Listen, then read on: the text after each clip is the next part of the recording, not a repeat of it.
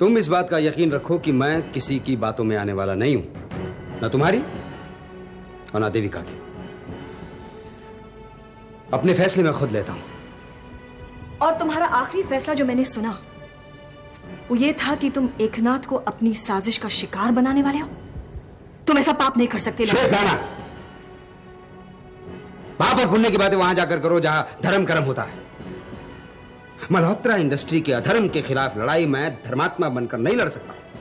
करण अच्छी तरह जानता है कि मिस्टर महन अगर केस हार जाते हैं तो उसकी सबसे बड़ी जिम्मेदारी पब्लिकेशन डिवीजन की होगी, जो बिजनेस करण ने शुरू किया है, जिसकी वजह से मल्होत्रा इंडस्ट्री को इतने नुकसान झेलने पड़े हैं। सबसे पहले उसने नीतू का केस सुनील से लेकर एडवोकेट खिलनानी को दे दिया है। माय गॉड, क्या सुनील नीतू का केस नहीं लड़ेगा? उसे लड़ने नहीं दिया जा रहा। आज जब मैं आया था बंबई तो मेरे पास घर कहने के लिए कुछ था ही नहीं। खाना वाना बनाने के नाम पे घर पे चाय बन जाती थी कभी कभी। आप मेरा इंकार भी साथ लेते जाइए, क्योंकि अगर मैं शादी करूंगा तो सिर्फ उस लाख दर्जे बुरी लड़की रितु से। तुम अब भी वो जिद नहीं छोड़ोगे? जिद मैं नहीं, आप कर रहे हैं। इसलिए कर रहे हैं क्योंकि तुम अपनी जिंदगी को बर्बाद करने पर उतारू हो, ऐसा आप समझते हैं। खबरदार, तुमने कुंवर साहब के बारे में एक लफ्ज भी कहा। तुमने ऋषभ के पिता को अपशब्द कहे तुमने? अब जब वो तुम्हारे पिता को अपशब्द कह रहा है तो तुम्हें बुरा क्यों लग रहा है? पहल तुमने की है।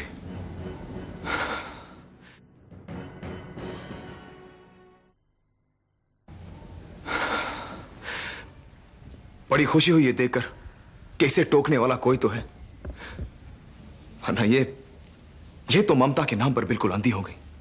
इन्हें तो इसमें कुछ गलत नजर ही नहीं आता। इसके पापों पर अंकुश लगाने की कोशिश कीजिए तो शायद इसे उतनी बड़ी सजा ना भुगतनी पड़े जितनी बड़ी सजा भुगतने की ये तैयारी कर रहा है। कैसे पाप ऋषभ? क्या किया है करण ने? क्या किया है करण? सुनना चाहते हैं तो सुनिए। इसका गुनाह नंबर 1।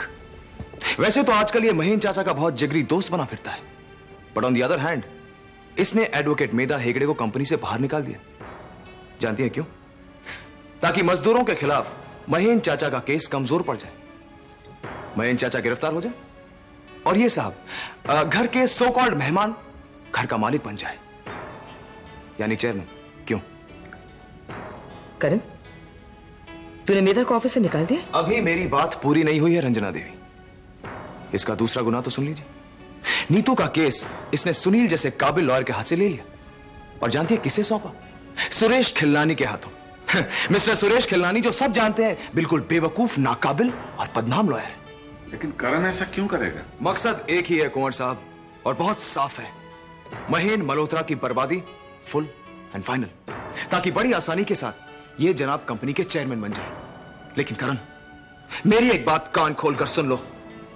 नीतू मेरी बहन है और अगर तुम्हारी वजह से नीतू को जरा सा भी नुकसान पहुंचा तो मैं तुम्हारी जान ले लूंगा। करण, बस कैसे करूं रंजना देवी, बस कैसे करूं? अपने खानदान के साथ इतना जुल्म होता हुआ देखकर बस कैसे करूं? मेरी बातों पर यकीन कीजिए, इसका हर एक कदम किसी न किसी साजिश का हिस्सा है। ये आया है हमारे खानदान को बर्बाद करने के लिए।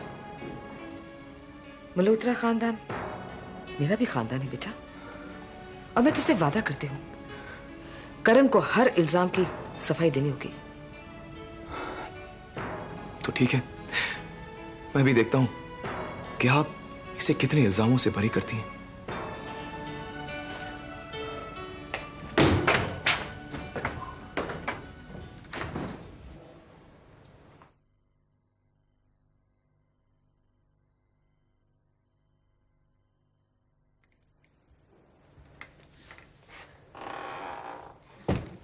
तो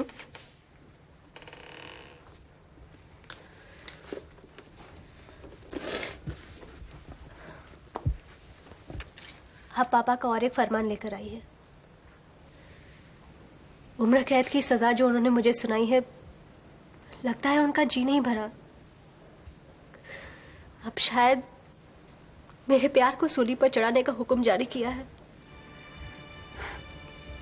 रितु, मैं जानती हूँ जो कुछ हुआ है गलत हुआ है, लेकिन मेरा यकीन करो, ये एक दौर है जो बस गुजर जाएगा। ऐसे कितने दौर आएंगे आंटी जिंदगी में, कितने? सुख की सारी कमाई को जब आकर एक हादसा निगल जाता है, दुख आसमान की तरह सर पर खींच जाता है और पापा उस पर 4 चांद टांग कर उसे सजाने लगते हैं। हमें कब तक पापा की गलतियों का जुर्माना भरना पड़ेगा? अरे तो मैं कोशिश करूंगी। प्लीज आंटी, कोई कोशिश मत कीजिए, सब बेकार हो जाएगी। मैं और नीतू जिंदगी भर से यही कोशिश करते आए हैं और हमेशा हारते आए हैं, और एक बार फिर मैं हार गई। रितु, तुम्हारे पापा जानबूझकर तुम लोगों का बुरा कभी भी नहीं चाहेंगे, लेकिन उनसे बुरा हो जाता है। बिल्कुल, और इतना बुरा कर बैठते हैं कि एक दुश्मन से भी नहीं हो पाता। मैंने और नीतू ने जो उन्हें सारे पिता के हक दिए हुए हैं, ये सिर्फ हमारा बड़प्पन है, वरना हमारी तो बिन बाप की बेटियों जैसी बदतर हालत है। ऐसी बात नहीं है रितु। सुनील मेरी जिंदगी की पहली खुशी का नाम था। सुनील के बिना मैं अपने आप को जिंदा नहीं रहने दूंगी, और मुझसे मेरी इस खुशी को छीनने वाला मेरा दुश्मन हुआ या नहीं।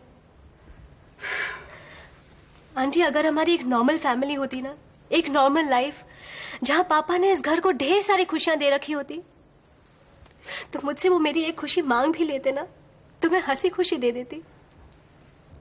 लेकिन इस घर में दुख के एक के बाद एक दौर आते गए।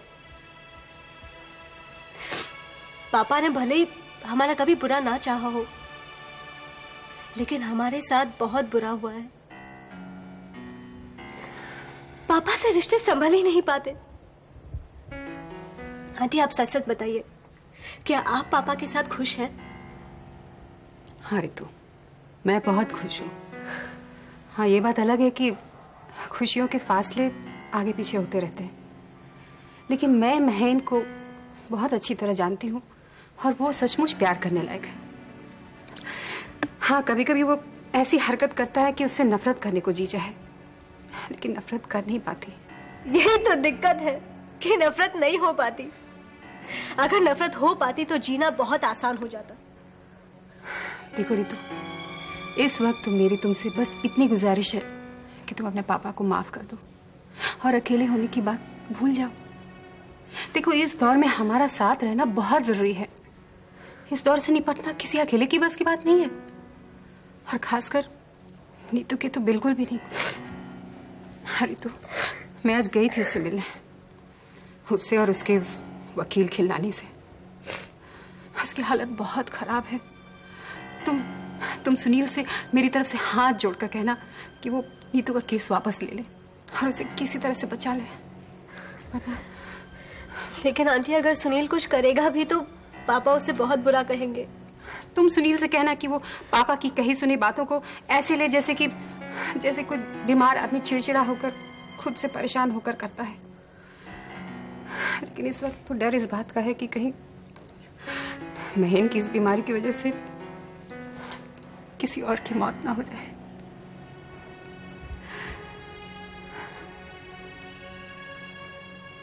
मैं आपको तब से आंटी आंटी कह रही हूँ, लेकिन आपकी आंखों में माँ वाला प्यार देख रही हूँ।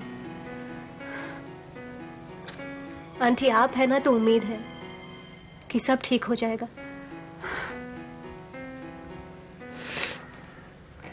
करण, ऋषभ क्या कह के गया? आप अभी उसकी बातें सुनती हैं? जब भी वो कुछ बोलता है मेरे कान तो बंद हो जाते हैं। तेरे कान बेशक बंद हो, लेकिन मैंने तो उसकी बात सुनी है। मैंने उसकी एक एक बात सुनी है, और ऋषभ की आवाज में सच्चाई की खनक थी। ऋषभ कुछ भी बोल के चला जाता है, आपको उसकी बातों में सच्चाई की खनक सुनाई देती है। मैं जो बोलता हूं सब झूठ बोलता हूं। सच और झूठ का फैसला तो होगा ही, लेकिन करण, मेरी एक बात याद रखना, मल्होत्रा खानदान की इज्जत मुझे अपनी इज्जत से ज्यादा अजीज है, और अगर उसका बाल भी किसी ने बांका करने की कोशिश की ना, तो मुझसे बुरा कोई भी नहीं होगा, फिर चाहे वो जो हो। रवैया ही बदलता जा रहा है आपका। तो जब तक मुझ पर आप एक आध इल्जाम नहीं लगा लेती, आपका दिन पूरा नहीं होता। आप वैसे ही बर्ताव कर रही हैं जैसे वो करके गया अभी। शायद ऐसा भी हो कि तेरी सच्चाइयां सामने आ रही हो, क्योंकि ऋषभ जो कुछ भी कह के गया है उसमें थोड़ी सी सच्चाई तो जरूर होगी। ओके, आरोप नंबर 1 जो लगा के गए हैं, मेधा को मल्होत्रा इंडस्ट्रीज से मैंने निकलवाया है। हाँ, मैंने निकलवाया है, क्योंकि मेधा और सुनील की दोस्ती अब इस केस के दौरान मल्होत्रा इंडस्ट्री के लिए खतरनाक साबित हो सकती है। So she has to go. दूसरा, खिलानी का नाम मैंने नहीं, बंसल ने महेंद्र साहब को सजेस्ट किया। तीसरा आरोप, महेंद्र साहब ने खुद सुनील से रिश्ता तोड़ा है, कुछ होगा उन दोनों के बीच। लिहाजा अब सुनील अब मजदूरों का वकील बन गया है, तो महेंद्र साहब का केस ढीला हो जाएगा। सॉरी बेटा, इसके आगे मैंने और कुछ भी नहीं कहना है। करण, जब मैं तुझ पे आरोप लगाती हूं ना, तो अपने आप को भी सजा देती हूं।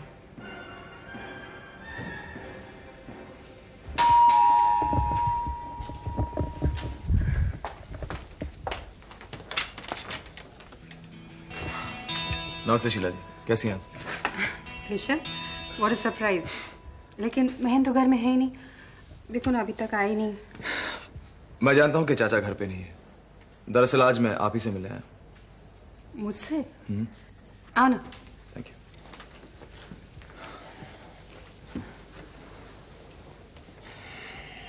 बता, मुझसे क्या काम पड़ गया तुम्हें? एक ऐसा काम जो शायद आपके अलावा और कोई कर भी नहीं सकेगा। भला ऐसा कौन सा काम है जो सिर्फ मैं ही कर सकती हूँ? बताओ तो जरा।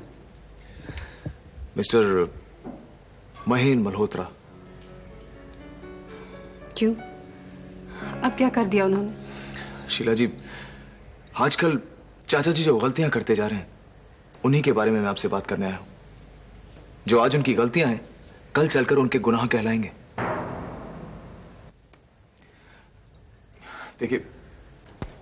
देखिए, आई एम सॉरी। मैं जानता हूं कि मेरी इन बातों से आपको बुरा लग रहा होगा, लेकिन नहीं ऋषभ, इसमें बुरा लगने वाली कौन सी बात है? बुराई चाहे महेंद्र में हो या किसी और में, बुराई तो बस बुराई ही होती है। और मैं महेंद्र से वैसा प्यार नहीं करती जिसमें मुझे अपनी पति की गलतियां नजर ही ना आए। इसी विश्वास के साथ मैं आपके पास आया हूं शीला जी। मेरे चाचा को तबाह होने से बचा लीजिए। क्या आप जानती हैं कि गोदाम में लगी आग का नतीजा क्या निकल सकता है? हाँ, उन्हें गिरफ्तार भी किया जा सकता है। हाँ, और चाचा जी ये बात अच्छी तरह जानते हैं, लेकिन किसी वजह से उन्होंने अपनी समझ पर पर्दा डाल रखा है। और नीतू का केस सुनील से वापस लेकर उन्होंने एडवोकेट खिल्लानी के हवाले कर दिया है। एडवोकेट सुरेश खिल्लानी, जो आप अच्छी तरह जानती हैं कितना बदनाम और नाकाबिल वकील है। वो खिल्लानी नीतू को जेल से रिहा कर पाएगा या नहीं ये तो मैं नहीं जानती, लेकिन हाँ, उसे पागल खाने जरूर पहुंचा देगा। हाँ ऋषभ, मैं अभी अभी नीतू से मिलकर आ रही हूँ और इत्तेफाक से मेरी मुलाकात वहां उस खिल्लानी से भी हो गई। वो उसकी हिम्मत बंधाने की बजाय उसे बुरी तरह से तोड़ रहा है, उसकी हिम्मत को चकनाचूर कर रहा है। उसे उसकी रिहाई से कोई मतलब नहीं है। वो इस केस को कोर्ट में जाने से पहले ही इतना पेचीदा बना देगा कि महेंद्र को पूरी तरह से इस्तेमाल कर सके पैसों के लिए। ये चाचा को हो क्या गया है? उधर सुनील और रितु की शादी को तोड़ने का फैसला। शीला जी, मेरे चाचा इतने बुरे, इतने हार्टलेस कभी भी नहीं थे जितना वो आज बन गए। अच्छा वो ऋषभ, तुम आ गए आज। कम से कम ये तमाम बातें मैं किसी से कह तो पाई। हालात कितने बुरे हैं, इस बात पर मैं आपके साथ अफसोस मनाने नहीं आया, बल्कि इनसे निपटने के रास्ते ढूंढने आया। लेकिन मैं क्या बताऊं ऋषभ? शीला जी प्लीज, इस तरह आप मायूस मत होइए। आप ही मेरी आखिरी उम्मीद है। आप ही तो हैं जो चाचा के इतने करीब हैं। तो हाँ, ऐसा लगता है लोगों को। मैं हाथ जोड़कर आपसे गुजारिश करता हूं, इस खानदान को और मेरे चाचा को तबाह होने से बचा लीजिए प्लीज। ऋषभ, मैं कई बार कोशिश कर चुकी हूँ। एक बार और सही शीला जी, एक बार और सही। इसमें काफी जिंदगियों का सवाल है, चाचा की जिंदगी का भी। प्लीज। ठीक है, मैं एक बार और कोशिश करती हूँ, चाहे इस बार मुझे महेंद्र की बुराई ही क्यों ना मोल लेनी पड़े, लेकिन मैं पीछे नहीं हटूंगी इस बार।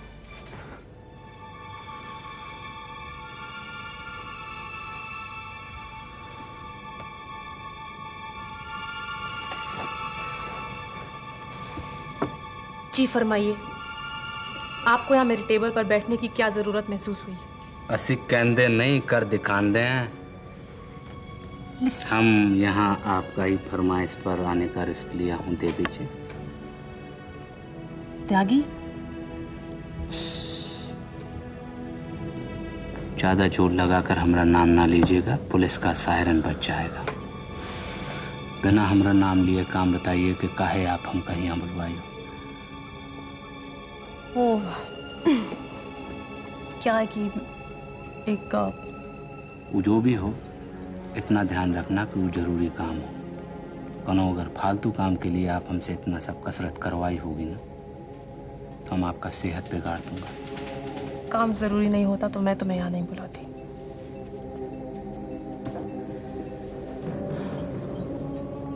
वो पंडित जी यहाँ कितने बजे आने वाले हैं? कौन पंडित जी? वही जो शुभ मुहूर्त निकाल के हमका बताएंगे कि आप कौन सा शुभ घड़ी में वो सब काम हमका बताएंगे। सॉरी, कुछ हो क्या है कि आपको तो मालूम है कि एकनाथ ने करण और महेन मल्होत्रा के खिलाफ तलवार निकाली है। आगे बोलिए। एकनाथ को पैसों की बहुत ज़रूरत है, काफ़ी पैसों की, ताकि वो पूरी तरह ये लड़ाई लड़ सके। क्या आप कुछ डोनेशन दे सकते हैं? ये बात का जिक्र आप हमसे संदेशा में कर देती तो हमका यहाँ आने का जरूरत नहीं पड़ता और रुपया एकनाथ बाबू के पास पहुँच जाता। यानी आप एकनाथ की मदद करेंगे? वो का 2 वजह।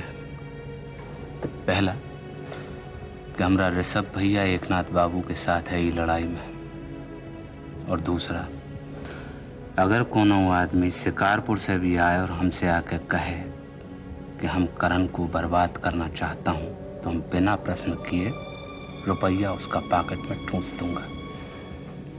ये करण का तबाही जवाने में बहुत पुण्य का काम है। वो ससुरा अगर सतयुग में होता ना, तो सोने की लंका का सुनार होता। तो बताइए आप एकनाथ से कब और कहाँ मिलेंगे? आप हमका इत्तला कर दी हो, रुपया उनके पास पहुंच जाएगा। नहीं, वो रुपया देते वक्त आपको एकनाथ से मिलना जरूरी है। काहे देवी जी?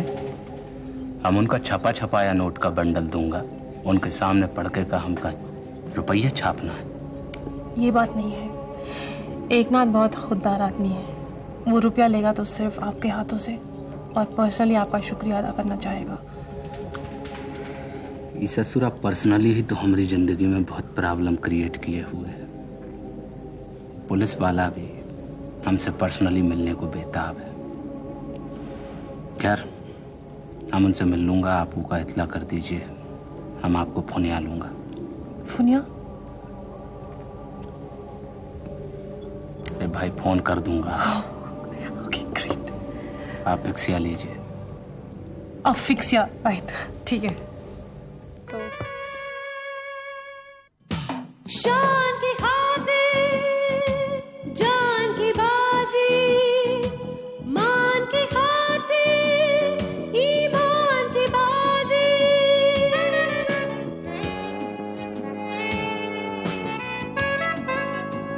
इंसान की खातिर भगवान की बाजी, अरमान की खातिर एहसान की बाजी।